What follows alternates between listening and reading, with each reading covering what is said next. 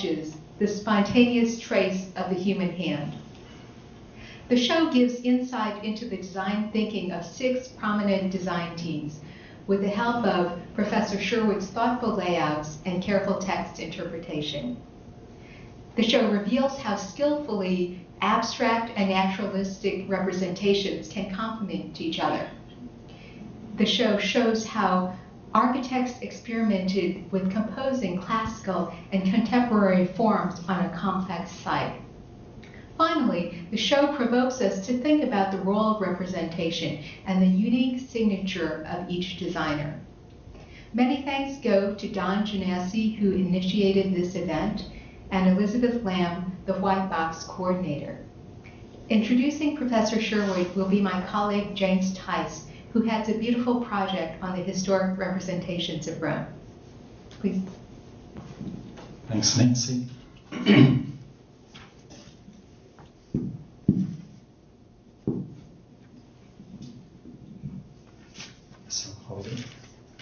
Good evening.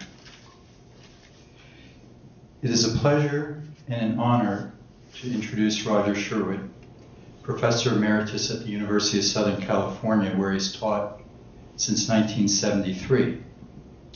He is a native Oregonian, distinguished UO alumnus, an internationally recognized educator, an accomplished author, an excellent designer and architect, and my good friend and collaborator. Roger's teaching has ranged all over the curriculum, from introductory studios and courses to advanced graduate studios and seminars.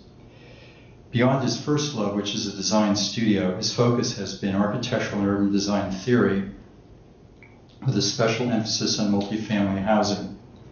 Roger's awards and research accomplishments are too numerous to recite in detail, so I will be forced to summarize them this evening.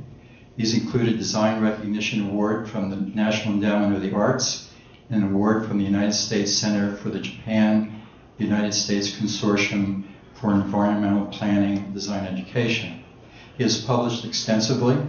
His study of modern architecture, titled Modern Housing Prototypes, appeared in 1978 and remains a classic in an exhibition based on the book traveled through the United States under the auspices of the Smithsonian Institution. This, along with Apartment Footprints 1 and 2, and his interactive website, which features an international compendium and database of modern multifamily housing at www.housingprototypes.org, establishes Roger as the preeminent authority on modern housing today. Courtyard Housing in Los Angeles, which I co-authored with Roger, was published in 1982, followed by a revised edition in 1992, and 4 years later by the Japanese edition. In it, Roger's keen analytical ability to assess a unique form of Los Angeles housing shines through on almost every page. During the research for that book, we would meet almost every Friday at the El Coyote Cafe and discuss architecture with a depth and intensity that I have seldom experienced since. I still remember those important lessons imparted by Roger. For example, never drink more than 1 margarita at lunch. Beyond these works, he has written numerous essays, mounted several architectural exhibitions, and published what I would characterize as didactic portfolios on a variety of topics, principles and elements of architecture, an acknowledged template for other books written in the same vein, is a personal favorite of mine and has had enormous impact on my teaching, and I know that of many others. This interactive workbook has enjoyed extensive circulation in various pirated editions over the years. Sorry, Roger, no royalties. The facades of Farol, Piazze, plazas, plots, and other places, and city plans in places also issued as working portfolios or analytic texts, demonstrate his interest in architectural pedagogy through the use of superb graphics.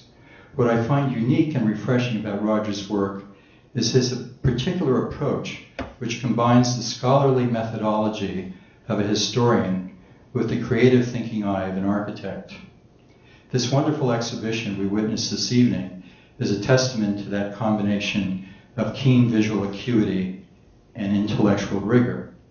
Finally, I would like to add a few personal notes. As an extraordinarily gifted student, along with other exceptional Oregonians in that class, Roger went on to Cornell to receive a degree in regional and city planning and to teach.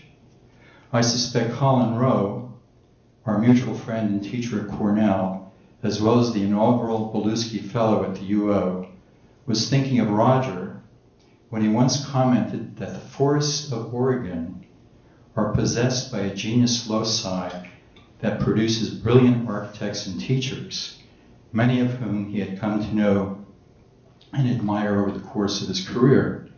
Colin, who was fascinated with the myth of the noble savage, delighted in the image of an Oregonian brigade, I can see Roger cringing now, of buckskin Borromedes marching out of the woods to enlighten an architectural world that sorely needed an infusion of common sense, intelligence, talent, and moral integrity. In my view, Roger has led that mythical troop for 4 decades. I give you Roger Sherwood.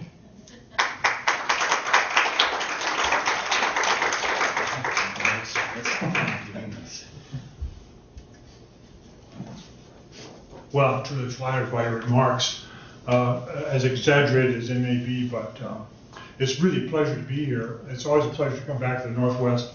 I grew up in Portland, so I went to school at Washington High School, 14th Street. We frequently walked to downtown during those years. And so Oregon, although I didn't know it at the time, sort of occupies an important presence there with the reindeer, or the stag, white stag. I guess it's a reindeer on the roof, because you can see that from the bridges as you walk across. So that was kind of a landmark thing. So we were interested to reading the papers the other day that there's some kind of battle going on about that sign that Oregon wanted to tear it down. Was that right? No, you wanted to add Oregon to it, and historic preservationists didn't want that. So I guess it's going to remain the stag. Well, maybe with another animal. Maybe you could have a duck there with the stag. Anyway, it's always a pleasure to come here. I'm so impressed with your operation, with your facilities, the fact that you've settled down into an interesting part of the city and are setting an example. I'm sure what people see through the windows of your center have an important influence on how people think about their city. This is by way of introduction, a sort of an odd challenge, I think. This is just about one building project. So to talk for, I'm going to see if I can do this without this. Wrong one. Yeah, thank you. Can you still hear me? Yes. It's all right. To talk about one building for 45 minutes or an hour seems to be ridiculous. But I hope that you've had a chance to look at the gallery, and incidentally, thank you very much for putting that exhibit up. There's just been a few schools that have actually had the chance to see that, and I'm glad one was my alma mater, so I hope you've done a beautiful job of putting it up. When Don and I first talked about this talk, we thought a gallery tour would probably be the best way to handle it, and then since it was about sketchbooks, we started talking about sketchbooks, and so we end up with this kind of pretentious title called The Death of the Esquisse. And I will try to talk to that a little bit towards the end of the talk about what we mean by esquisse. Esquisse, of course, is the French word for sketch, and it has to do with sketching as a continuing activity from the example of these sketchbooks. So we're going to talk about a building whose life really began about 2,000 years ago. And I have to tell you the story. About 2 years ago, Brian Andrews and I, we did the exhibit together. I'd taken a class of students to the Getty Villa, and I don't know if you're all familiar. How many of you know the difference between the villa and the center? So it's pretty well. Well, the center was the first Getty operation in Southern California, although he was a resident of Southern California. So we'd taken a group of students to the Villa to do some sketching. It was a beautiful, sunny spring afternoon, and we were going to do a little drawing. And we discovered a very small exhibit of these 6 sketchbooks that had been done to select the architect for the original villa, or for the villa renovations. And it was such a profound experience to see these large sketchbooks. They were artist books this size, hardbound, 250 pages or so each, filled with these absolutely incredible drawings that you can see in the exhibit. And you realize that what a great way this was for an architect to express their ideas, that it was it's just something we need to do something about it. So we applied for a grant from our school, and we finally ended up with the exhibit that you see out in the hall. I hope you get a chance to look at this. So tonight's talk will come in kind of 3 pieces. The first piece will be a little bit of the history of the Getty Villa and what happened to it via these sketchbooks. The competition was in 1994. The project was finished 12 years later, so it went on for a long time. So the first vignette then is sort of history of the Villa. The second part would just be a slideshow of the Villa as it exists today. It's finished in 2006, and so you'll see it in its finished version. And the last part will be just a kind of a discussion about sketchbooks, about this process of sketching, and I hope we're able to discuss that a little bit. J. Paul Getty's father brought the family to Southern California in 1906. He was a lawyer and an oil man, and had a lot of money. The Gettys lived in a big house in Hancock Park. They had a beach house in Santa Monica. J. Paul went to school at Polytechnic in Pasadena. He went to USC for a couple of years, and also Berkeley for a couple of years, and finally ended up getting a degree in political science and economics, I think, from Oxford.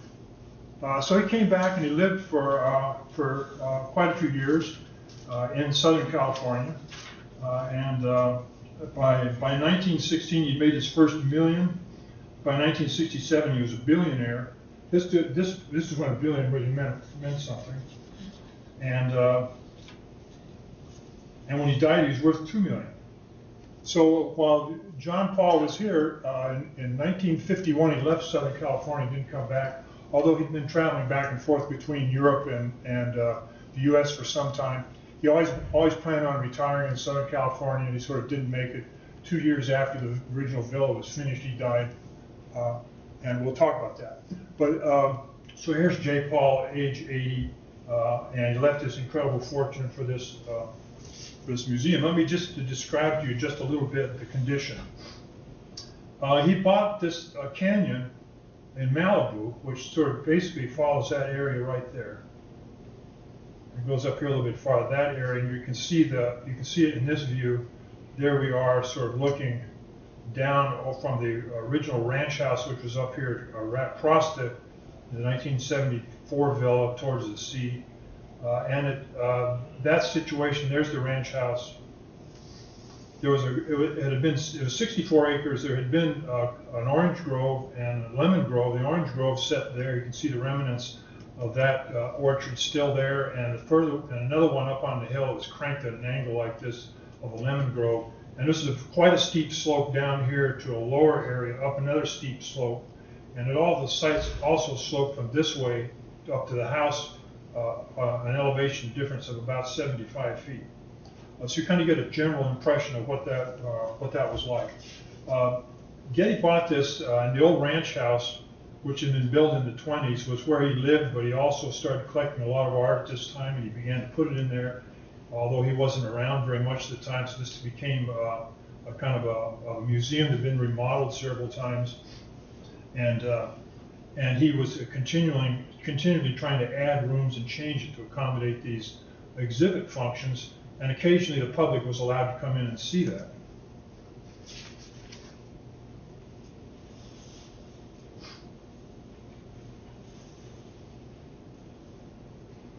So at about this time, this was purchased in 1945. Getty left California in 1951, I think, And in those years in between, he was continually kind of remodeling the old house. There's part of it there, and he hired a local firm called Langdon and Wilson to do a design for a new museum, which is supposed to be an addition. Here's the old ranch house. He's going to make a new addition to sort of set approximately there. And it was to house artifacts that Getty already had, and he had a big collection of, a superior collection of classical sculpture and artifacts. He also had a very big and wonderful collection of French period furniture and a smaller, less impressive collection of paintings. And he needed some place to put this. It had been scattered around at various institutes, and he wanted to get it all in one place and open this as a bona fide museum. So in 1945, when he bought the property, he set up a trust to do that. So while they're going through several schemes, Langdon and Wilson did several designs for this. Here's a kind of Spanish Revival version. They also did a modernist version, and they also did a Gothic version. And Getty didn't like any of them. They also especially didn't like the idea of a modern place for antique sculpture. So finally, about this time, he suddenly arrives on the scene with the idea that what he wanted to do here was reproduce this villa that existed just outside of the city, out of the side of Herculaneum. And you know that the eruption of Mount Vesuvius in '79 covered Pompeii with ash, but it covered Herculaneum with volcanic mud. And this villa that he had in mind, and we're not sure where he got the idea for this, set right there. This is a drawing that was made in 1986 when they rediscovered this ruin. Here's the town of Herculaneum. You see it over here. It had been covered and excavated, I think, in the 20s, but not the villa. They didn't know that existed. It had been covered with volcanic mud, about 30 feet of it, and so nobody knew about it. So the drawing you're seeing here is something that was excavated in 1986. Getty knew about this plan, but didn't know where it was. And just to sort of locate you there, when the town was there, the sea line was approximately there. That was the edge of the ocean. So this was a villa that set on the edge of the ocean and looked out over the water there and the town, and it terraced down. We know from later excavation, it terraced down on 4 or 5 terraces to the water, which was about 60 feet below. You can see also the theater of Pompeii, which was excavated later. So Getty had no knowledge of this except for the plan. And this drawing that you see here, which was made in 1758 by a Swiss engineer. The way this happened, the Charles II, who was the Spanish Bourbon ruler that controlled this part of Italy in the middle of the 18th century, this site had been discovered by farmers digging a well.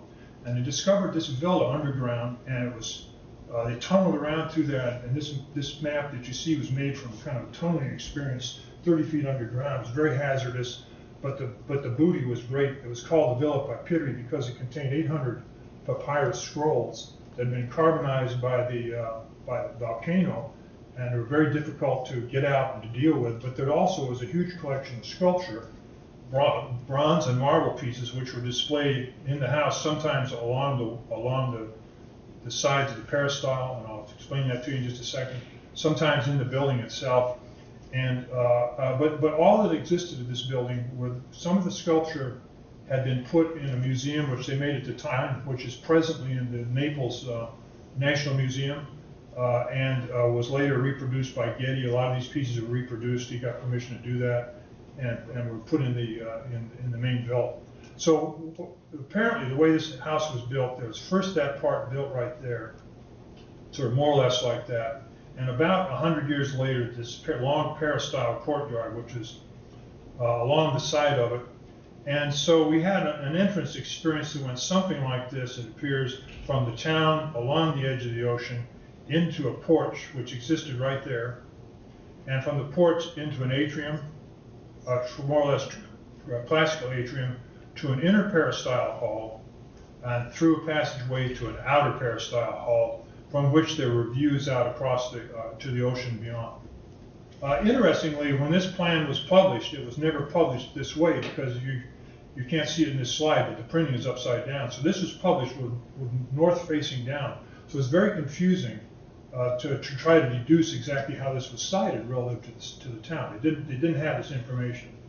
So when Getty hired apparently a scholar called Norman Norberg, who was, I think, a resident scholar at the American Academy, and somehow Getty ran into him and hired him to be his kind of archaeological consultant in this operation.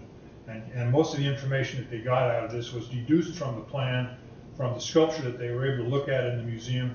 And so based upon that, Nuremberg has somebody from the Langdon-Wilson office make this drawing of the Villa Papyri as it would have appeared. And here it is. There's the house part. It was they thought it was 2 stories high. Actually, it was 3 stories high around the central peristyle courtyard with a peristyle, not expressed here, and the big peristyle courtyard extending out there. But what they didn't know, it wasn't in a field like this. It wasn't just in open space. It was open space all around. This thing faced the water. So from that porch, you're looking at the sea. You're looking down at the sea. It's a sort of classic Malibu condition, if you will. And just to reinforce that, you can see that again a little bit, the villa plan there, and the relationship with the water, which had been more or less like that. Regarding the 1986 excavations, the Spaniards had to quit working on it. It was too dangerous. There was methane gas, and so they quit. And over the years, the thing had filled up and covered over, and it was complete. Nobody knew where it was. They rediscovered it in '86, excavated for a few years, and decided it was too fragile, that they hadn't yet developed the excavation technology to take care of it properly, so they closed down the excavation operation. So here's that plan again, and the entrance in its normal situation was like that. All this is a very contentious point. Some people think that this was supposed to have been entered from the peristyle, because Vitruvius says that a country house should be entered from the peristyle. Vitruvius also notes that an urban house should be entered through the atrium. Well, this part was built first. That looks a lot like it's an urban house and not a country estate. And because of the porch in the atrium, it seems logical that the entrance was this way. Although there is that contradiction, nobody really knows for sure. When they build it in Malibu, there's the entrance in the Herculaneum site. That's been rotated 90 degrees because if we make a little sketch over, the Malibu site was like this, had a shape like that. This was a canyon. There's a lower sloping part like that, with a steep slope here, a steep slope here. Putting the villa in there would have resulted in something more or less like that, spanning across very steep grade. So Norman Norberg not to be, and Getty not to be phased by this, they just rotated the whole thing 90 degrees. So now the approach was up from the canyon to the end of the peristyle hall, not the way you ever would have entered one of these buildings, and through there somehow to get into it. So they not only flopped it in the valley, but they rotated it. So notice that the way it's sited today, there's the porch on that side. Entrance is from down here, that's north still. So that you entered the house through that side. So there's this kind of confusion about the siting and about how one properly entered a Roman house of 100 BC. Sorry, I did 2 things. Just a couple of things to remind you about the Roman peristyle house if you're not familiar with it already. There was a very definite kind of order to the spaces of it. There was a street space, a narrowing down into a vestibule space, widening into an atrium space that was open to the sky, that had a fountain in it that usually had 4 columns in it, narrowing down to a triblinum, and then an inner peristyle house. And on very big houses like the Villa Papyri, there was a connection to an outer peristyle, which was a larger garden. And in Papyri, that garden got to be very large because the peristyle extends out that way, that far. We have to thank Corbusier for kind of clarifying this kind of entrance problem.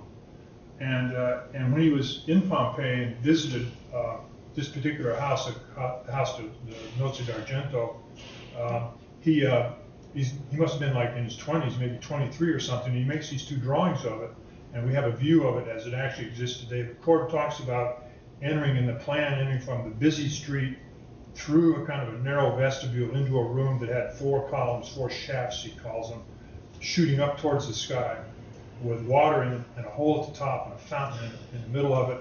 And beyond that, narrowing down of the space, dark, the tribolium, and beyond that, the brilliance of the garden seen through these spaces. And this described what you see in this view. There's the water in the atrium. There's the narrowing down of the tribolium, and very at the end of it, this brilliant sort of aperture of a garden as being kind of the quintessential entrance or sequence. The promenade architecturale that he talks about so much is presumably derived from this example.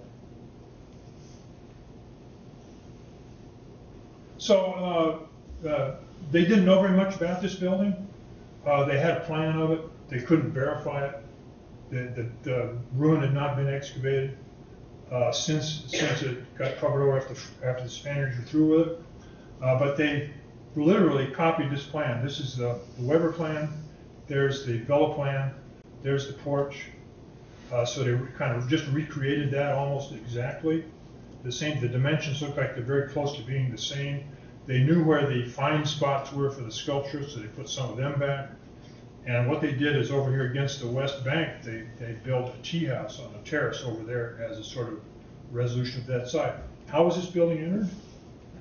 You entered from up your car, you went along the side, and in underneath this. Remember, this is a sloping site, so underneath this peristyle garden is an 18-foot high garage, big enough to park Greyhound buses. It was accessed from the side into it, and you had a big parking. Then you came out up a little teeny stair or a little teeny elevator, and you arrived at this end of the peristyle, and then you went down the peristyle and entered the house. So you entered completely backwards, the whole kind of Roman idea. This gets to be a very contentious point later on, because it wasn't very long before the Getty Trust realized that this wasn't working, that it wasn't adequate, that it just was the wrong way, that you had to somehow get up the west side of this thing to get into that series of spaces. So here we are, 1974, the museum opens. There is the kind of original, you can see that, there's the tea thing over on the hillside. The ranch house was left alone because it was going to be used as Getty's personal estate. Is that thing not right anymore? Here, hold on.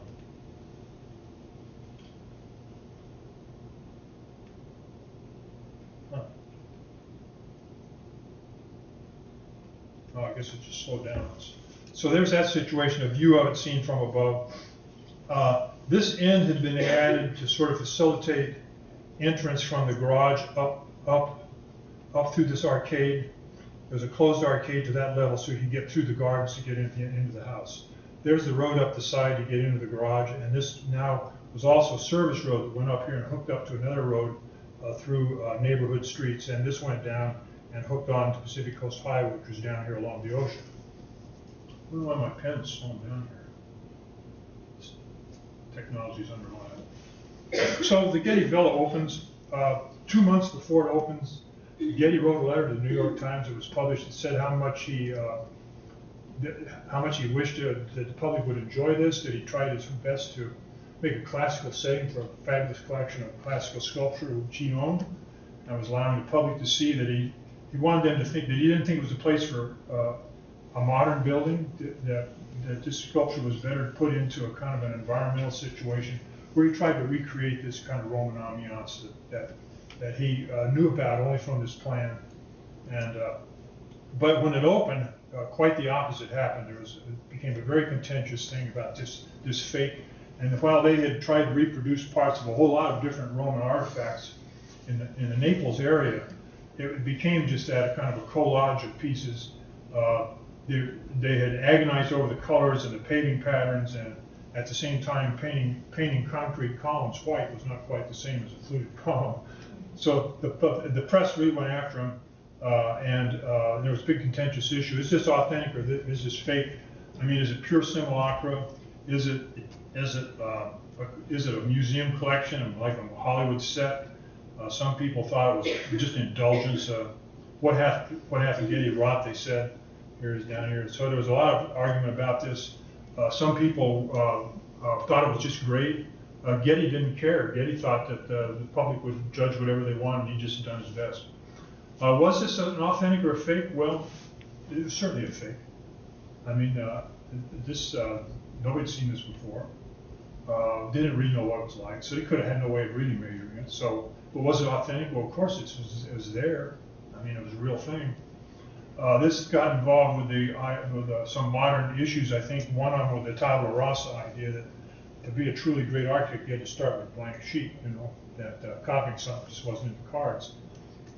Much more acceptable now with the architects that did the remodeled version of it, to be sure. But at that time, that was a bad thing to do. What about the quality of this reproduction? Was it a good or a bad fake? They tried very hard to make a good fake. They explored the colors. They studied existing sites. They took details as they saw them and applied them. They had special painters. They had special tiles. They tried to reproduce the herb garden exactly like a Roman herb garden. They worked very hard to make this, but it was still fake. Everybody knew it was a fake, but the public didn't care. So we get into that whole issue of simulacra, the value of it, the validity of it, and so on. I just wanted to share these. I hope these are amusing slides to you. But Kahn was totally virtual. I mean, he's a complete fake. That's digital hair done with sophisticated algorithms. And the second shot there, I'm sort of is Mount Rushmore fake? Is that authentic? Is that simulacrum? I'm not sure, but I have to share with you that Jay Leno interviewed one of the USC football teams after one of the Rose Bowls. I forget which one. So he had the whole team up in his little office there. And so he asked him, he says, well, do you guys think this is natural, man-made? They agreed it was natural. But at any rate, the whole idea of the stage set, of course, is Southern California. It's filled with berry farms and strange graveyards and so on. So stage sets are nothing new. And if we look at Jean Bouillard's sort of analysis of Simulacra, he would have said, well, this is a stage set, that's for sure, but it's so fantastic. It's hyper real. I mean, this is more real than real. And so we get into a whole discussion of things like Main Street, Disneyland. Is that real? Well, is that real? Is that simulacra? Well, it's a simulacra of a hypothetical Main Street, I'm sure, but it's been there for so long. It's also very real. It's maybe less real in Paris, but that whole idea of making kind of false fronts and so on is a very interesting argument. We can discuss that sometime. One of my favorite ones is this one. Here's Thomas Jefferson cribbing Palladio. Fake or simulacra? Well, sorry, it must be a fake, right? And it's a Southern California version of that I like a lot. It's sort of a cheapskate simulacrum, but I suspect a very serious one. So there's a question of quality also in all of this. So how serious simulacra are we talking about? So Getty closes. Getty dies in 1976. He left $1 billion. They formed a trust. It was left to a trust. The trust got together and said, well, we have a big problem because Malibu is full. And not only is Malibu full, but there's a lot of other museums around that have got Getty stuff stored in them. There's several buildings in Santa Monica full of Getty stuff. And they reorganized the whole Getty operation. It consists of 6 institutes. And the decision was to hire Richard Meyer, and they got a piece of property in Bentwood, and they built the new Getty Center in Brentwood. And the 6 institutes were there, with the exception of the Classical Institute, which was left. The idea was they were going to transform the Getty Villa into a classical museum, and they were going to keep all that stuff centered there. In addition, they would have. How are we going to time? I know I'm going too slow. I'm going to have to speed it up here. So they're going to put all the classical stuff in there and take the painting and furniture out. The upstairs have been designed as a painting gallery, so it had no windows and no skylights. So they're going to take all the stuff out of here and put it over here. And the Getty Center opened after a lot of problems in 1998.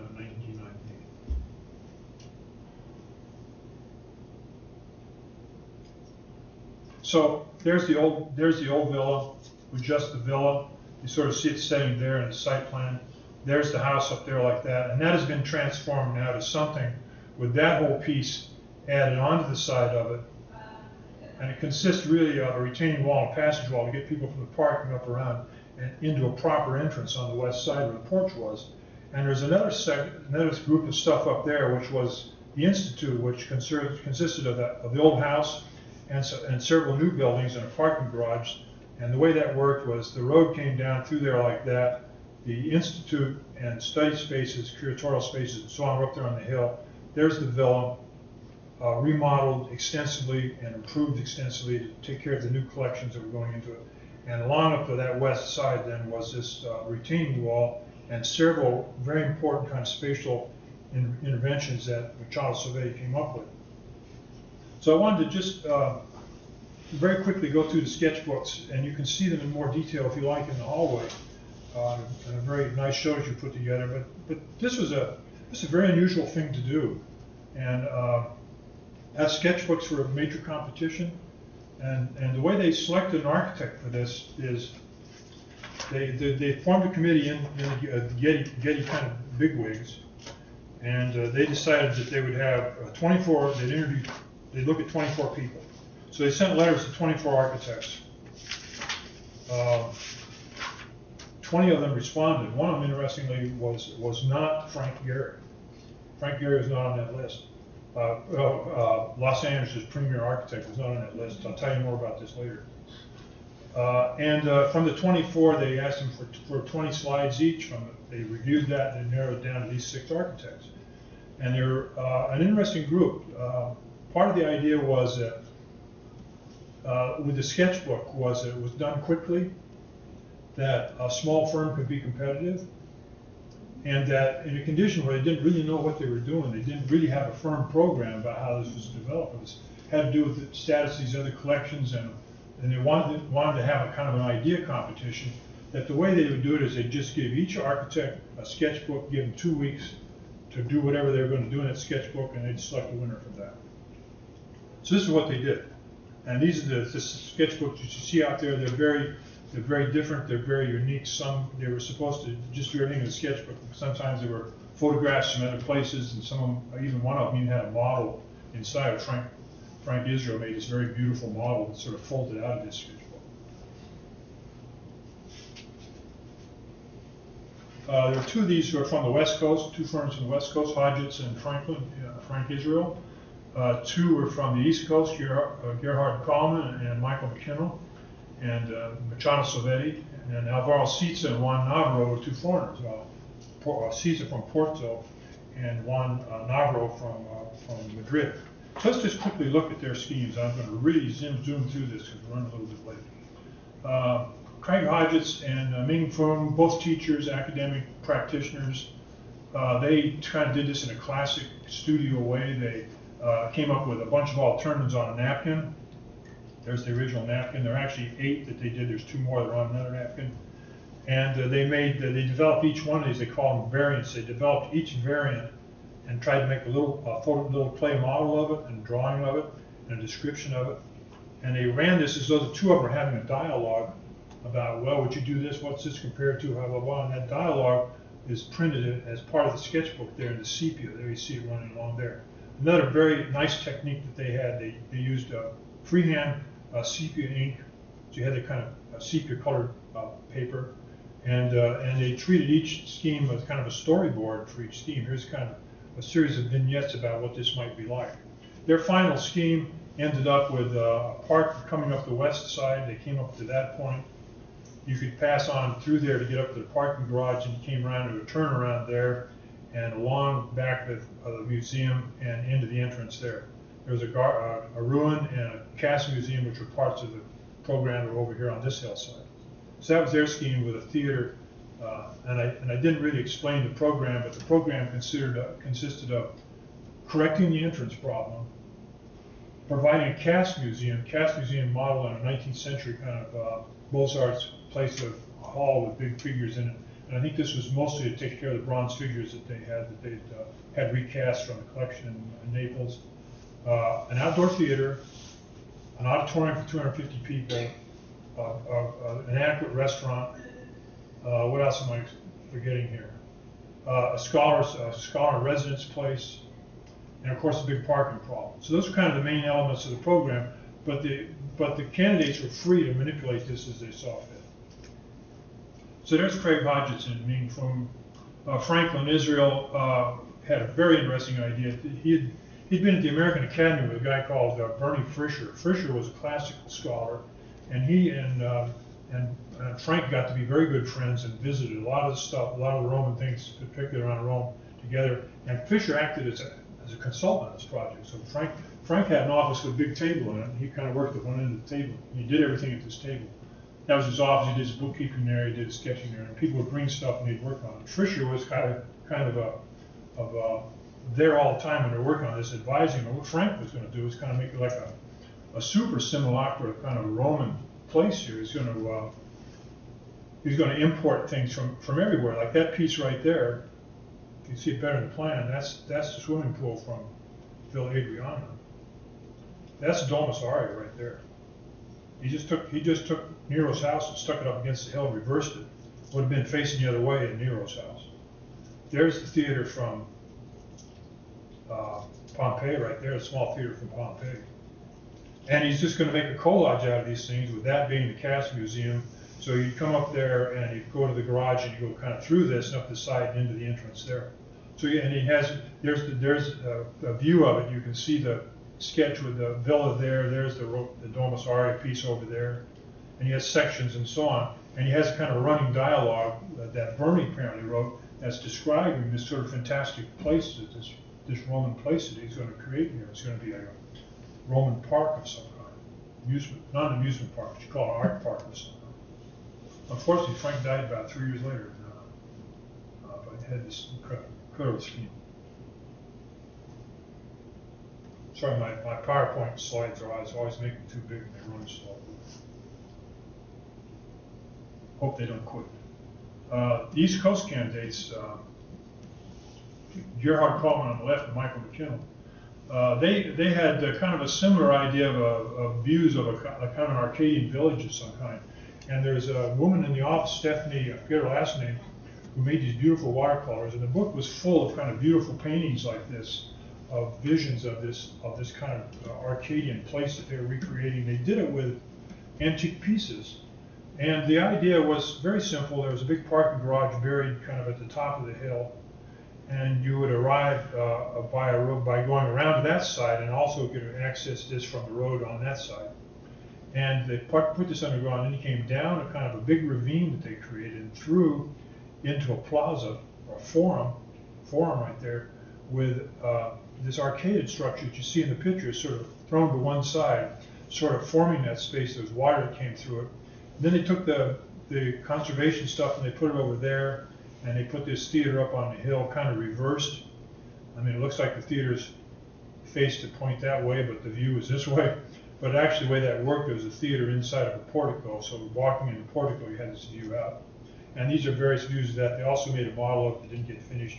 It's a beautiful section, sort of through the Cast Museum. So the Cast Museum, the auditorium, and the restaurant are all kind of in that piece.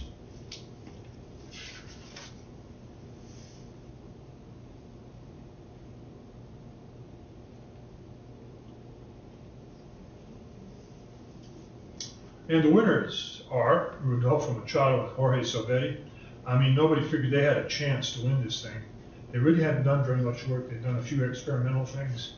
One house that they'd finished, and after they actually won, or when they were 6 finalists, they went to visit each office, the Getty committee, to talk to them and see their work. They went to visit Machado Salvetti. Their major project just burned down. The visit got delayed because of the Northridge earthquake. So they visited him, I think, in January. It was freezing cold in Boston. The bus they were in got stuck, and they were almost froze to death out in the boondocks someplace. And so they didn't think they had a chance to do it. But what they did was a book of the most exquisite drawings you've ever seen. They put an army on this. There were a lot of people apparently drawing in this book. The favorite medium was the pencil drawing, sometimes double-page spread like that. Beautiful site plans, a whole bunch of different ones, all kinds of vignettes of signs and places and references and precedents and so on. Just a very rich, very complete book. When you see the book, actually, it's pretty clear why they were the winners. They just did so much, and it was so rich and so provocative. Getty really went for it. Their scheme was not that much, actually, when you think about it. They, too, were trying to enter from the east side. There's the service road. You're going to enter into a big garage, and then you're going to slip around past the Cass Museum, which was right there, along a Roman road. So this is going to be a Roman road. If you went around to get into that end of it. This is a section through that Cass Museum. They were going to exhibit models and sculpture and all kinds of great stuff in there. They added a little bit to the old house to make the conservation facilities, and they too had the theater. Everybody liked to put the theater kind of up on the top of the hill. Here's a beautiful rendered plan that they did showing basically that scheme. Two Europeans were kind of completely different people. I mean, Caesar was very well known by this time. He was teaching at various schools in the U.S. And some of his major work had been published. So he was a well-known guy. Juan Navarro, on the other hand, was somebody nobody heard of him. I mean, 20 years ago, you could probably find a reference to him. He's actually a painter and a sculptor. He was better known as a painter before this competition than he was as an architect. And he did this very painterly kind of idealized kind of Greek place. The theater, this drawing that you see here of the theater at Taormina that he did was actually a sketch from a sketchbook that he made on travels to that place. He just cut it out of the book and glued it onto the page. And this was what he saw. He saw it as being a place where what was important was the shining sea, the horizon, the axis of it. I mean, that's what was important to him, and he made these incredible drawings. And this is quite a big. This is a full sheet drawing, so it's a big plate like that, using this felt pens in these very abstract kind of Matisse-like drawings. He was very, very aware of the fact that he was kind of a Matisse. He called Matisse a Mediterranean teacher, is what he called him. He had put the Picasso Museum underneath the peristyle right there, scattered parking around, and had a few other facilities sort of scattered around the theater again at the top of the hill. His final design, unfortunately, lost something in the seam. I don't know what happened there. I think it was either folded, but in the original that was blank there.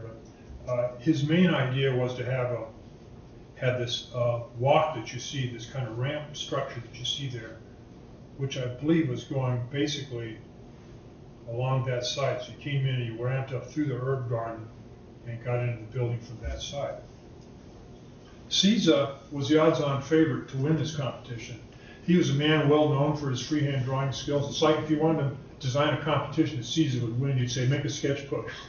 So that's kind of how Caesar looked at it. He was very thrilled to be able to do this. He didn't have any work in the U.S., so he was very excited about this possibility. He came out here and worked with a former employee of his, a guy called Peter Testa, and Caesar. All these 6 architects came. They spent 2 days at the site where the Getty people kind of explained to them what they needed and what was going on, the history of it, and so on.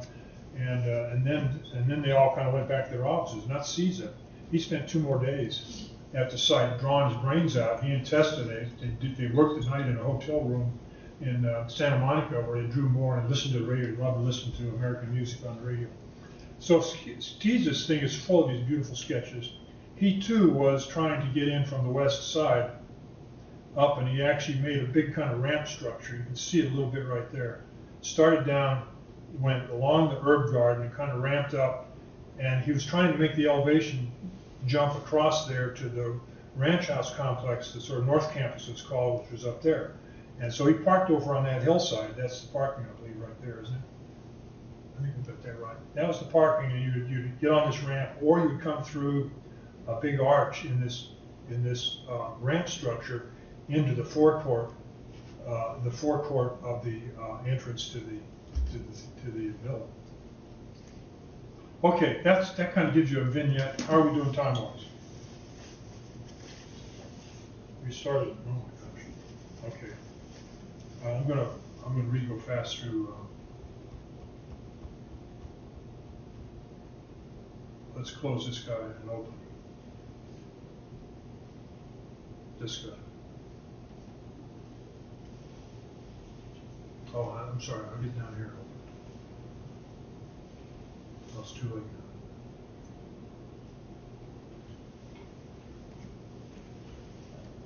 I hope I didn't do a bad thing here. Okay, close it.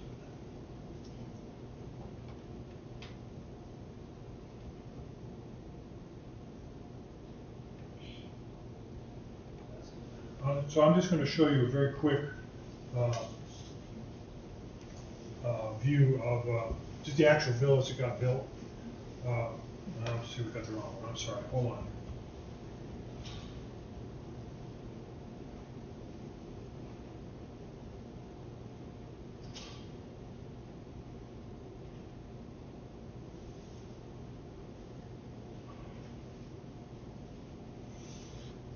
I just want to keep getting the wrong one.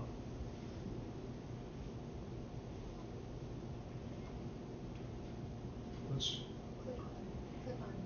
click on this one first, do you think?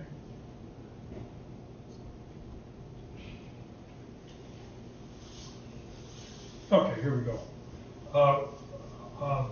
There's far too many slides in here to sort of really spend the time looking at it, so I'm going to kind of skip through this quickly. I think you have a pretty good understanding of it now, but I'll just draw just a little bit on this plan. Here's the parking garage. This, by the way, is, I get my pointer operation. There we go. This is a view from the air. Incidentally, the contractor in this job was Morley. Morley had done Muneo's Cathedral in Los Angeles. They were still working on it when they started this building. They got Morley in on the job at the very beginning because they were so good and so skilled and developed so much knowledge about concrete work and the experience with Muneo's building. But so this is a Morley photograph. But there's our villa, and I'll just point out the obvious things with it. There's the old house, now gutted and refurbished inside for a classical gallery. We'll look very quickly at that. The peristyle extending out there. And the Soviet scheme was very simple. We had the garage down here. You came up and got into the garage that way. Then you walked out and you walked up through an entrance pavilion, which sit right there, which is like an open, buried, partially buried kind of room that had a stair in it that accepted traffic from that level into the upper level, accepted traffic from the lower level into it like that, and accepted traffic from the parking garage. And you changed level in here either by that or by elevators over here. And then you walked up along that side of the building, and all this was really just like a big retaining wall that had been built along this edge, along the west side like that, to sort of stabilize the hill, but also to provide a passage, a neat passage from this point, which is lower, up to 50 or 60 feet or so that you had to get in order to make entrance into the villa. A very important thing about that was these three events, the garage, the entrance pavilion, the theater plaza, which is right there, and the restaurant complex, which is right there, they came up the hill so that you arrived at an upper area looking down on that. And the theater was right there, cranked around on an angle to sort of make a plaza in front of that. And this actively functions as a stage and a theater. In September, they have plays that they mount here. And if you arrived at the end of that, you arrived at the restaurant. So we're going to walk through that scene. The house was up there. It had been added onto with that piece, and that piece. These were sort of fairly mundane institutional buildings that house the conservation facilities, the library, curatorial stuff. You come in on that road, right underneath this, that was service parking. There's service parking out there and mechanical equipment over there. So you kind of get the general lay of that. And we'll just go through that in kind of rapid fashion. The plan of it, just to reiterate it, there's that whole set of things. Remember, you arrive at above this looking down, so you had to go down to get into the building. There's the restaurant and the terrace and the conservation complex there, the entrance pavilion, theater plaza, entrance pavilion, restaurant, North Campus. The garage was kind of sunk into the hillside, entered up into what was under the original Getty had been a blank wall with one arch because the garage was entered on the side. So they opened up this arch so you could go from that garage sideways to get over into the walkway up the west side. So there's that look as it looks today. So it still functions as a garage, but you can move laterally, which you could not do before at both levels. The inside of the garage, you can see what a really bad idea this was. The original entrance to the building. It's hard to believe that they could do that, but it was sort of covered under this. You could take license with this because you were converting an antique building into a new building. So obviously you had air conditioning ducts and you had all these problems to deal with. So don't worry about it. Getty decided not to fill this in, although some of the architects had proposed building facilities in here. There's that side, that arcade walk. At the end of that gets you into this entrance pavilion. So we've come along here, and here's the entrance pavilion. I'm going to show you is that thing right there, which is a concrete room. Incidentally, they call this kind of strata wall, this wall development all along this side. This is incredible terraced kind of stepped thing. I'll show you a few slides of it. So this thing allowed you to enter at that level, at that level, at that level, but you never saw the villa. You were engineered around through the site, so you didn't see the villa till you got way up here by the entrance. That's how they saw the site, the entrance problem.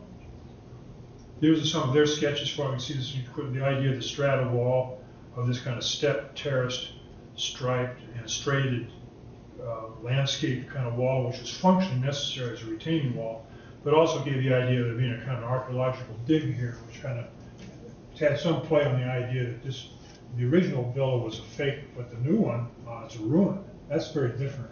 So we're dealing with a ruin and not with an original fake. This is a very beautiful piece. We'll see a couple of views of that. And they got this idea after Silvetti and Machado got on the job. They resumed excavations on Villa Papiri. It had been rediscovered. The government was down there doing this, and they went down to visit it. Lucky them. And you can kind of see where this strata wall idea came from. These are the strata through the site. They had to dig down some 30 feet to get at the real stuff. There's the original farming level. There's the lava level. There's a level there. So they stepped it down several terraces, and this actually stepped down again to the sea. So they got the idea of this kind of strata wall, these kind of horizontal striations, battered walls, different texture and materials. It's quite an incredible thing to see when you visit the place.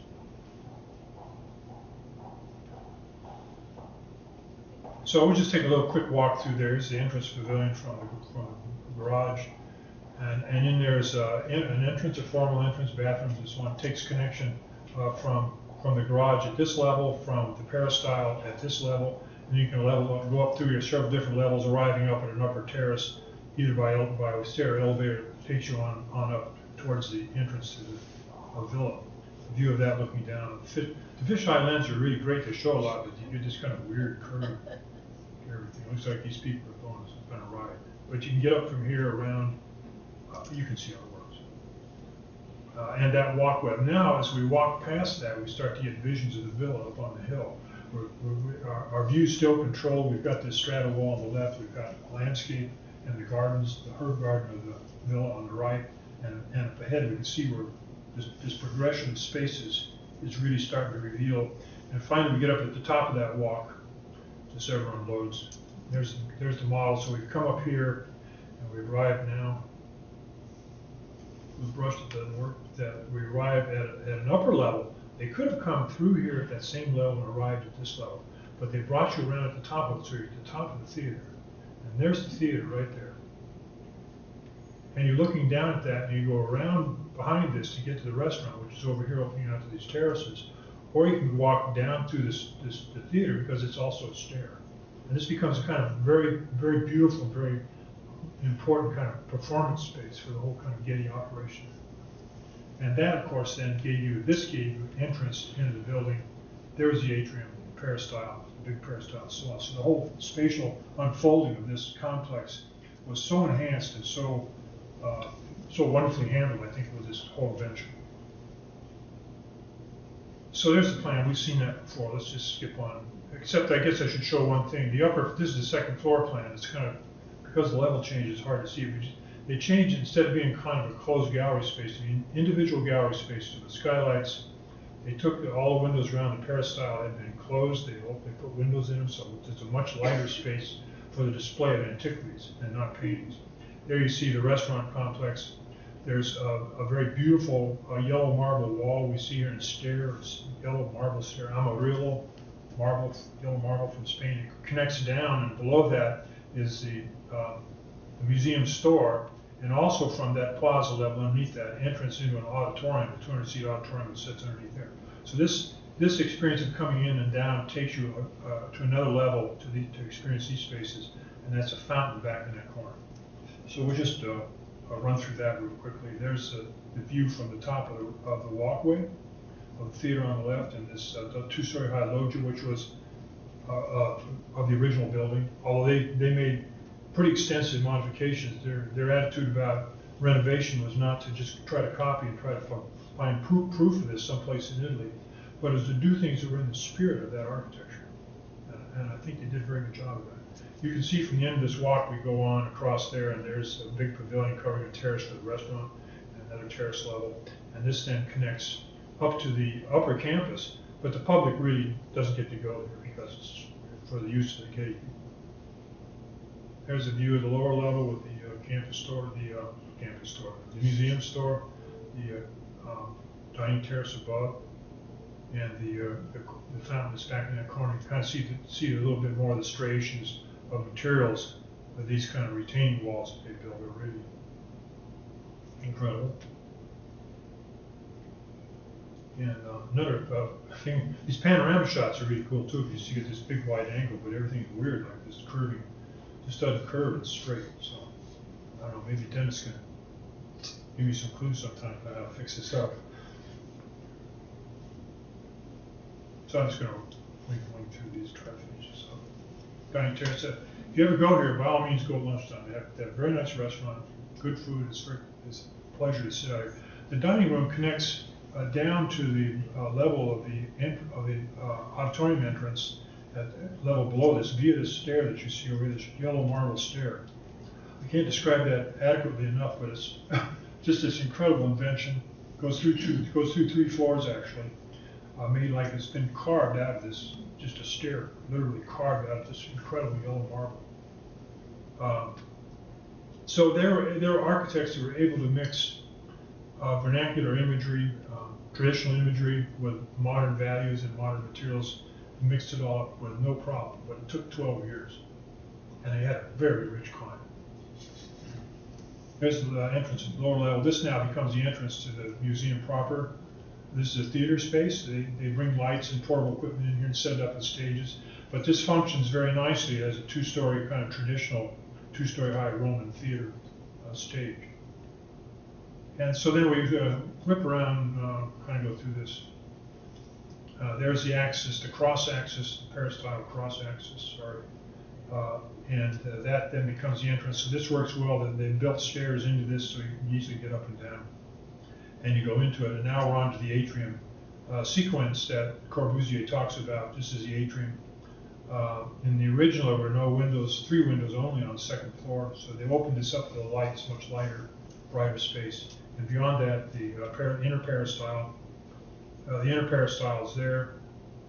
And this is a view, actually, one of the problems. This is the end of that axis. So we've come in, and the axis is it's kind of going like that. There's the end of there's the atrium axis. They had a big problem now. There was a lot more stuff upstairs. They had a lot more people going upstairs, and they didn't have anything but like 4-foot fire stair before. So they had to invent this new stair. They built this big new Amarello stair with steel supposed construction. I'll show you a view of it. So people could get up and down stairs easily. Got a lot of criticism over that. People thought that this was kind of violation of the simulacrum, I guess. But I think it was a good example of how they were able to incorporate modern ideas and materials as bronze and marble and glass and steel. It's really beautiful. Upstairs, it's a much lighter environment than it used to be. They've kind of cribbed Romanesque ideas and materials and sense of use of things, the floor patterns, colors, trim, and so on. They worked at this very extensively. What they didn't do was just copy existing materials. These are some of the gallery spaces up above now with natural light instead of no light or artificial light, both from the top and from the bottom. And we get that sequence of spaces out into the peristyle. The upper campus was arrived at kind of from here. Kind of came, kind of came up here. They don't show the rest of it. He arrived there, and there were 2 courtyards. One courtyard had been a terrace space outside the original house, and there you can see the house is right there. I'm sorry, you actually come up there. That's the house, and the house. The rest of it's going over here someplace like that. So this was kind of a formal hard courtyard, and it had an antique fountain and a monkey fountain right there. And they had another courtyard that was treated like a cloister, which was kind of for employees. This was a garden cloister with trees and fountains in it, and the staff restaurant is right there. So this became a kind of a different architecture, different, remote from the Roman set, different materials, solving a more rigid kind of functional program, etc. And this is a couple of views of that. It's not that nice. They made a critical decision, I think, to leave the house, and it's now the library, very well-known, very beautiful classical library. But you had a strange collage of stuff to deal with. The architects, I think, dealt with that fairly well by kind of painting it out and making the other buildings stucco primarily, and kind of here's the monkey courtyard and the cloistered courtyard around the other side, which is a more kind of private, discreet courtyard. Okay, how anybody still awake? 15 minutes more, is that too much? Okay, the last vignette of this thing is been a big problem for me. As Brian and I worked on this thing, when we first saw the sketches, we said, wow, this is really great. I mean, all these drawings, where do you ever see kind of the insights of the kind of cognitive inner workings of some architect like Alvaro Siza, right? And we said, what a great way to pick an architect. Let me open this up us. So it's open on. Oh, I want to get down here. Let's see. Death and disgust. That's it. Let's see if this is open here.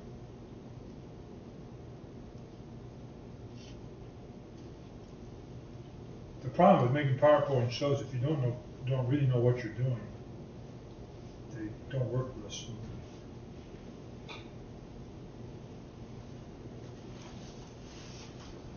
There we go. Oh, no, sorry.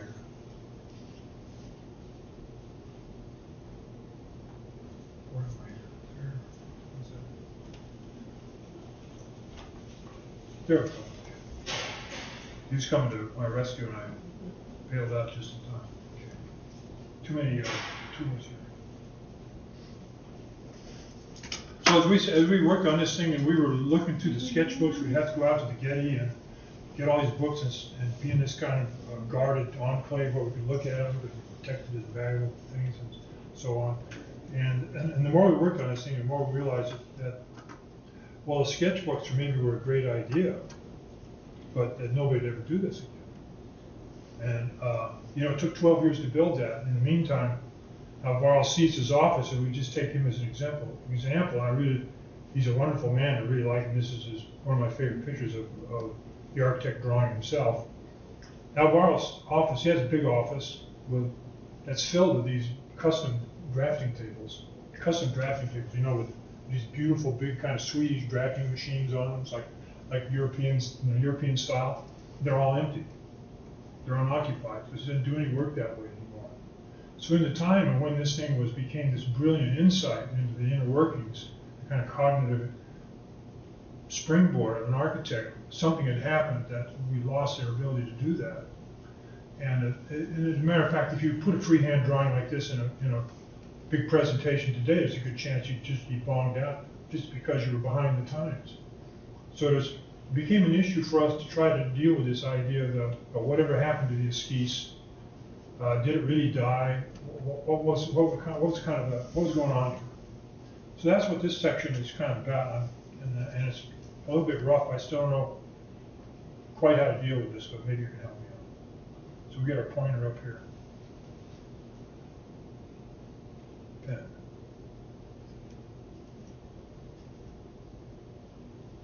Well, that idea of the esquisse, of the sketch, architects, of course, have always drawn. We all know great architects' sketchbooks, but I think it's formalization. I think probably happened in the Beaux-Arts, and in their ateliers they had kind of two principal projects that were typically run. One was the esquisse project, and one was the project rented. The esquisse project was a sketch project. It was analytical in its nature. It was usually freehand. It could be a variety of materials. Sometimes it's watercolor, sometimes it's pen and ink, sometimes it's wash. It can be a lot of different things. it tends to be analytical in nature. They're trying to explore parties. This is where you develop parties. You kind of clock the whole problem out using this process of freehand drawing, which was presented on a single sheet, and you had a time limit on when you did that. When I was kind of looking at this, it dawned on me that when you take your state license, you're doing basically the same model. You know? You had 12 hours. This guy, you had one sheet of paper, more or less. And the project Rendu then was to take the ideas inherent in that. You weren't supposed to start over. You're supposed to take the ideas inherent in that and make a very polished presentation of that. Beautiful drawings, watercolor washes. You'd be in somebody's office and you would take a long time. This could be 2 or 3 months. So those kind of two things. There's that esquisse tradition of hand-drawn, freehand, kind of cognitive, very cognitive, intense kind of design process that preceded the final product. And we still see we still know of architects that do that. Alvarado, for example, his little church at Imatra, where he has these little idea drawings. He draws the thing. There's a plan of it, and there's a little section through it, another plan diagram, piece of an elevation over here, details and landscape, and the relationship between that and the production version of that is absolutely right on, right? I can see. Can you imagine what this would be like without that process? And of course, there's that consistency carrying right through into the final product itself, which is you can just, you know, when you look at that, that sort of reveals you. This still goes on, even somebody like Frank Gehry. I mean, Frank Gehry draws hundreds of these sketches for the buildings he does. Some people think they all look the same, no matter what the building's used for. But nevertheless, there's that cognitive esquisse project going on. The problem for Frank was, until they invented CAD software, he could never build these things because there's no way to draw them. Can you imagine trying to do hand drawings, you know, drafted drawings like that? It'd be a real challenge. So he got CAD software, went down, got this from French Aerospace, I guess. And now he was able to sort of render these buildings. But really, it's the same process. It's each process. This is the project Rendu, and we get elaborate renderings that can be made with that sophistication. But you can be assured Frank still works like that. Same with Tom Main. I mean, I was looking through his books the other day, and one a couple of years ago, I think the work up till 2000 or something, is full of little vellum drawings like the one on the left here. It's a piece of vellum with freehand pencil drawings on them that's been reproduced and put in the book. So you kind of had the sense of that process. Well, I can see the thinking that's going on in this. So Tom's sitting around, or somebody exactly like Tom, or somebody that knows what Tom wants, and they work stuff out this way.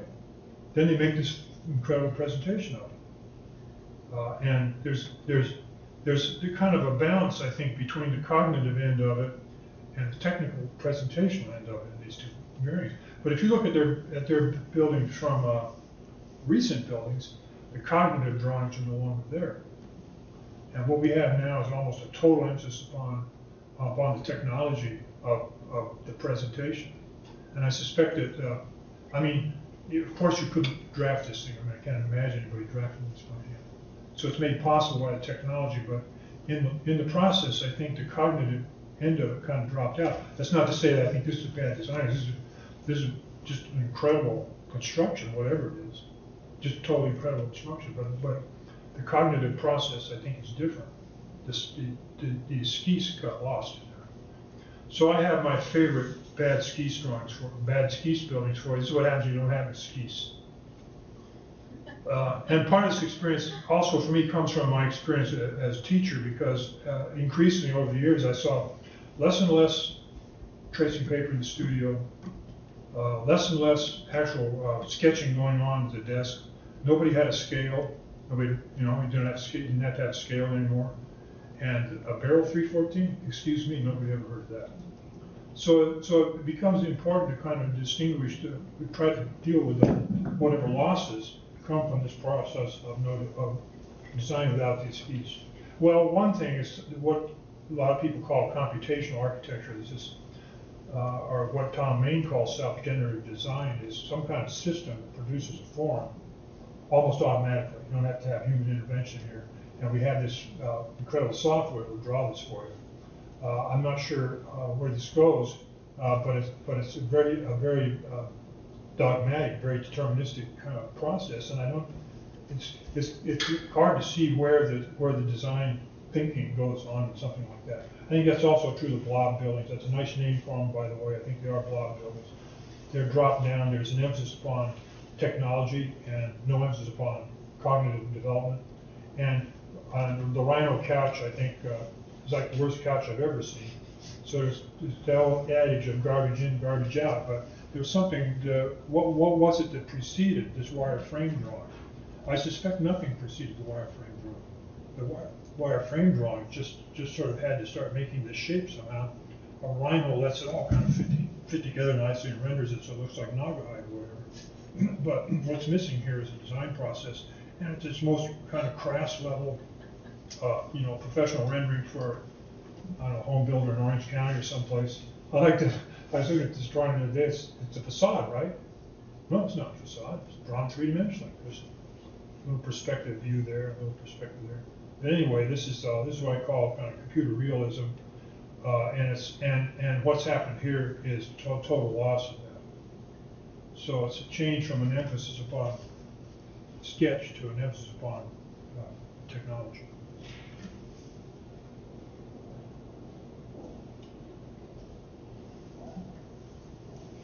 So let's just trace the history of that a little bit.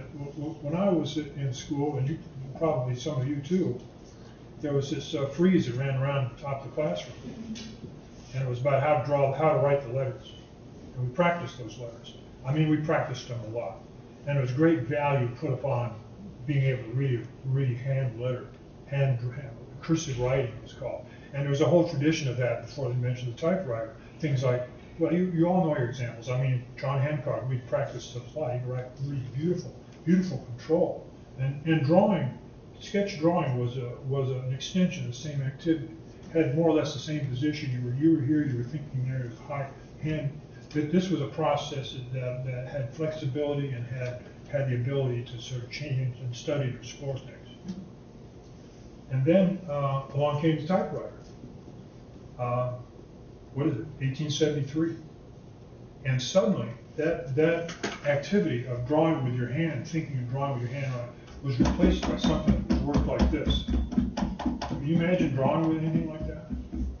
I mean, so my thesis here is just real simple, that the typewriter was the death of cursive writing.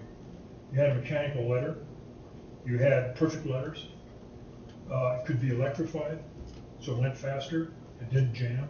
I learned to type on a typewriter almost like that one.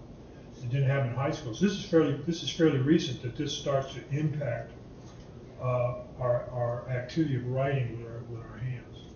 And of course, we had the Selectric, which was you didn't have to move the carriage. Here, you had to type the keys. The keys whacked up against a round pallet. This thing slid back and forth. So there's a lot. I mean, most people my age, you watch us type. We type really hard because you had to put a lot of pressure on this thing to make the keys do anything, right? But you could do carbon copies. There's a lot of. Because they decided all mechanics, look how much stuff there is. I mean, these things weighed 40 pounds. You could. So IBM came out with a Selectric, and it had this ball with different fonts on the ball. The ball moved back and forth and pounded the letters. It didn't jam, etc. And of course, something like this was the forerunner of today's laptop. So the arrival of the typewriter, the PC just further impacted the ability to draw and write because it was even less interaction. And here we see just a kind of a history of early computers at two apples. About 1981, I got this in 1981, one of these. Wow, it's an electrified typewriter. It's a typewriter with a calculator and a monitor and a keyboard. It's a typewriter. It does numbers really good, and it types really well, but it can't draw. Drawing was really a challenge on this thing because you had to locate every point with keystroke. Not that was bad. I mean, it used to be a really fast typewriter on this computer because it had WordStar, the world's first. Some of you probably remember this. WordStar was great because it's key-driven. It didn't have a mouse, so you had to be really. What? It's hard to hear. Well, it's hard to hear? Oh, I'm sorry. So, and then along comes the mouse. This is the next computer with a mouse. and a beautiful next computer that Steve Jobs did before I went belly up. And then finally we get to the touch thing. You know, the touch thing. There's your hand on a touch thing. You ever try to draw with that? And so along about 1970, somebody invents the mouse because we needed an interface that you could move around through this object-oriented environment better. Some people did real mouses, but most of the mouses were like this. And all I can say is that while there was certainly an advance in the ability of these instruments to draw, and this particular one with the puck became one of connecting points. You locate points and then a line would snap. So it wasn't really a freehand drawing instrument per se. But the mouse, that's totally impossible. You can't draw with a mouse. I mean, some of our students I know are very good at it, but this is not normal drawing position. And so we get this kind of question about how you interface with the computer. And I like this little baby saying, "Oh, well, how do I make something here?" But the environment that we see a lot in the studio is a computer screen and a young architect sitting at that screen drawing on a black field that's about 12 inches square. It's got some little red marks and some green marks and some yellow marks. They're too far away for you really to see very well. If you get next to them where you're side by side, the reflection doesn't work. And you can't draw on the screen. So getting this equipment to draw is really hard. Has traditionally been really hard. We get up a typical workstation, and this person has everything, a big printer here, a computer on the floor, there's the monitor and the keyboard and a calculator, so you don't have a problem doing that on that. And a typewriter over here to type the labels. I mean, labels was really a problem at first. And a whole bunch of stuff kind of piled up on your desk. You got 12 square inches to draw right there. This was not designed for drawing. And the use of this further inhibits the ability to draw. Is my basic point here. So we got keyboards that don't draw. We get touchpads that don't draw. We get gaming setups that don't draw. They could be the world's fastest draftsman or something kind of works at this thing instead of playing a game. But then arrives the tablet PC, remarkable instrument. Now, for the first time, with a pencil-like device, I can actually draw a freehand image on an electronic receiver of some kind. Amazing. Truly amazing. And this happened, the first one I saw, I think, was 2007 or something like that. But by 2000 or so, Wacom was also developing a product that allowed a person to draw on a surface in a normal fashion and have that image appear on the computer screen. And that's what we have here. This is Wacom. Thank goodness Wacom. They did the bamboo. Here's one right here. Animators and comic strip illustrators and so on really like this a lot. You draw on here in more or less normal fashion. It has the functionality of comes with a program called Corel Draw Painter, but Photoshop also works on it. So you get brushes and charcoal and whatever the heck you want to draw with. What the animators do is they put watercolor paper over this. They draw on watercolor paper. It gives this kind of watercolor texture to everything. And later versions of the Wacom allow you to draw right on the tablet. These are very expensive. That's a problem, and even the bigger ones. Here we see an animator at work, sort of drawing right on the tablet. All kinds of strokes and materials. But this thing's about $8,000. This, $100. Every one of your students can have one of those. Microsoft makes a great big table version of it. Jim Tice was talking about this earlier. You can kind of shuffle stuff around on this and swipe your credit card if you want to buy something, and all kinds of great functions. We're just about done here. The tablet computer now comes in a lot of different people are making them. This is a Fujitsu and Hewlett Packard. I can see classrooms full of happy children now that are drawing for the first time since their parents lost their cursive writing skills. And maybe you can also get a retrofit. You can get a screen-sensitive thing that you stick on your existing computer. That's what this is. That brings the price down to a mere $700 or something. But the iPad that came out last week, which is like a blown-up iPhone, which has some writing skills, has some drawing skills, but they're very limited, unfortunately. But I can see the possibility. It has something of sketchbook size, weighs 1.5 pounds, that you take with you every place that basically functions and gives you access to all the things that you need with internet keyboard, etc. Basically works. It's in a very small, compact thing, and we get the folks back to designing instead of just rendering stuff. Some of the software that's on the market, you probably already know. There's a Painter, which comes with the Wacom tablet, which is a kind of diminished version of Corel Draw. Some other ones, Smooth Draw is one, Autodesk makes this one, I forget what it's called. It's actually a very nice one that goes with Twitter, which just gives you a little screen. You can pick the color, the line weight, and the density, and you can actually draw things on there and then send it to your friends. And we're going to be running classes like this. We'll have a quick design problem. You have 10 minutes to make a design, send it to your buddy who will add something to that, and so on. So I think there's the potential of all this stuff. I think has to do with a generation of teachers who have learned how to get along, minus the skis development, back to something that's a little bit more skis friendly. But we got to kind of bring that online by inventing the exercises and the condition where people relearn how to draw. Oh, I'm sorry this went on so long. I've tried to time this thing several times, but let me see what I had for a finish here. Incidentally, with this, I give. I was trying to sometime about a year ago deliver all of my studio critique using the computer screen. What I do is I'd set up a 20-inch flat screen in the studio, hook it up to my Mac, and I'd give a Wacom tablet to the student, and I'd have a Wacom tablet because you can do them both at the same time. You can't draw simultaneously, but you can work at the same time. And I would only review stuff that was brought on a USB drive.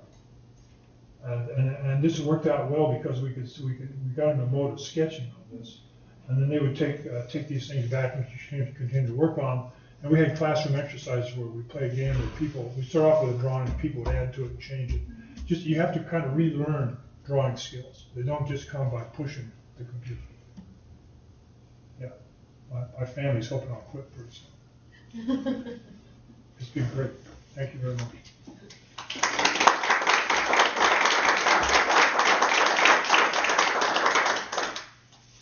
Does anybody have any questions? Anybody still waiting? Is there a catalog of the exhibits available? No, there isn't. No, I'm very sorry. We just didn't get to that. My partner lost his job midway through that. We didn't get there. There's one copy of the catalog out there. If a lot of people wanted one, we could get the smaller 8.5 by 11 one reproduced. It's not really a catalog; it's just a reproduction of the exhibit.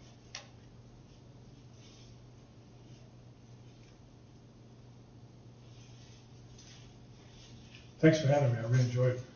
Thank you very much. Thank you. That's good.